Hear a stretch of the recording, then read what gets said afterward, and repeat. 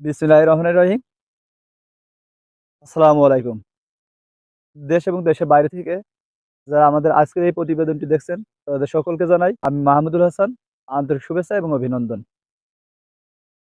ফেব্রুয়ারির শেষের দিকে এবং মার্চের শুরুতেই আমি আজ অবস্থান করছি একটি অত্যন্ত চমৎকার সুন্দর ফুল ফুটেছে এমন আম্রপালি আমের বাগানে, এবং এই বাগানের অবস্থান ঝিনাইদহ জেলার কোটচাঁদপুর থানায়।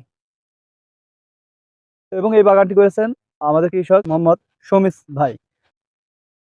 তো এই ফুল ফোটা অবস্থায় এবং কিছু কিছু মুকুল থাকা অবস্থায় এবং এই ফুল ঝরা রোধ করতে এবং ফলে পরিণত করতে এই বর্তমান সময়ে কি কি পরিচর্যা করছেন, কি কি ছত্রাকনাশক ব্যবহার করছেন, ভিটামিন ব্যবহার করছেন এবং বিষ ব্যবহার করছেন, এই সম্পূর্ণ বিষয় নিয়ে শমিজ ভাইয়ের সাথে আলোচনার মাধ্যমে একটি নতুন তথ্যচিত্র দেওয়ার চেষ্টা করব আপনাদের মাঝে। সম্পূর্ণ প্রতিবেদন জুড়ে আমাদের সাথেই থাকুন এবং উপভোগ করুন আজকের এই আম চাষের দারুণ তথ্যচিত্র।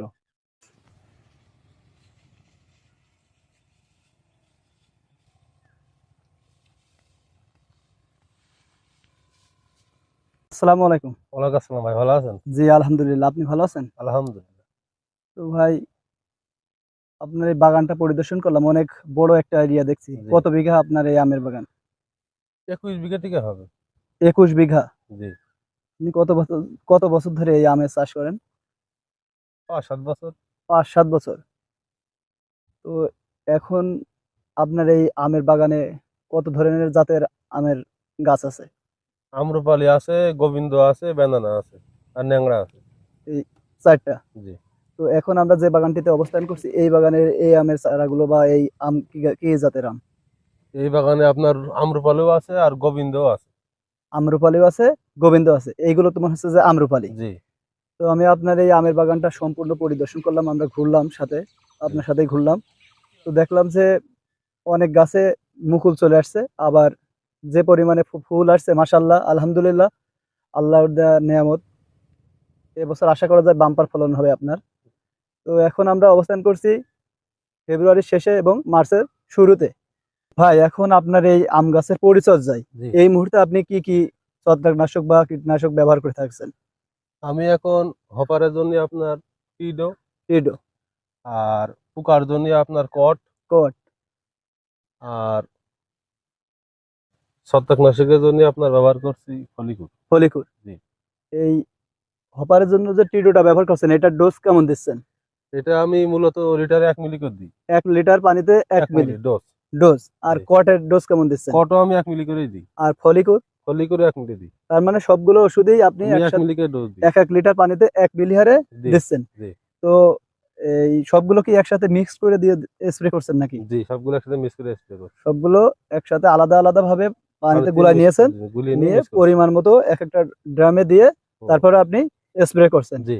তো আপনার সাথে দেখলাম যে আরো 5-7 জন আপনি লোক নিয়েছেন। জি। তো অনেক বড় বাগান আপনার। তো আজকে যে পরিচর্যাগুলো করছেন, এই পরিচর্যাগুলো করলে এই আমের গাছের বা ফুলের কি সুবিধা হবে বা সুফল হবে?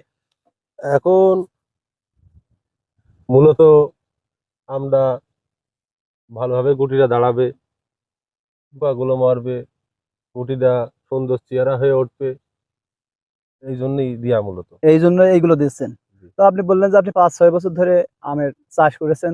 তো যেহেতু আপনার প্রায় 20 বিঘার বেশি বললেন, তো সেক্ষেত্রে আপনার একটা ভালো অভিজ্ঞতা আছে। জি। তো যারা নতুন আমের বাগান করেছে বা চাষ করেছে, এই ফুল ঝরা বা ফল দাঁড়ানোর জন্য বা ফলের মানে ঝরা রোধ করতে এইগুলো ব্যবহার করলেই কি মোটামুটি আশা করা যায় যে ভালো কিছু হবে?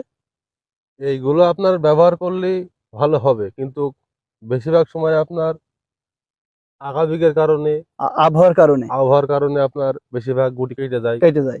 বেশিরভাগ আপনার ফুল যখন ফোটে তখন একছাড়া পানি হলেই বা কুয়াশা হলেই ফুল কেটে যায়। কেটে যায়। আবার যখন গুটি বাঁধে তখন মাকড়ও ফুল নষ্ট করে দেয় তো মাকড়ের বা ওষুধ গুটি আপনি নষ্ট কি করে দেয়। ব্যবহার করে থাকেন মাকড়ের জন্য? মাকড়ের জন্য আমি মূলত আপনার যে চিটেগোট জাতীয় যে বিষ, হ্যাঁ, এইগুলো ব্যবহার করেন। ওইগুলো ব্যবহার করি। আচ্ছা, এটা গেল এখন বর্তমান যে ট্রিটমেন্টটা দিলেন, এছাড়াও আবার এর কোনো ভিটামিন ব্যবহার করে থাকেন? ভিটামিন মূলত এখনো দেওয়া হয়নি, কতদিন তবে পরে দেবেন? আমরা যখন মাঝারি সাইজের হবে তখন ব্যবহার তখন করবেন। ব্যবহার করব। তো এই পরিচর্যার পরে আবার কতদিন পরে এর পরিচর্যায় আপনি অন্য কিছু রাখছেন? আবার 10 দিন পরে আবার ওষুধ দেবো। আবার 10 দিন পরে এর ওষুধ দেবেন এবং জি। মানে পরিচর্যা করবেন। জি। তো 10 দিন পরে আমরা আবার ভাইয়ের সাথে কথা বলবো এবং পরবর্তী যে পরিচর্যাগুলো আছে সেগুলো আপনাদের দেখানোর চেষ্টা করব। তথ্যগুলো পেতে আমাদের পেজটি ফলো দিয়ে রাখবেন আশা করি। আজ এই পর্যন্তই। আসসালামু আলাইকুম।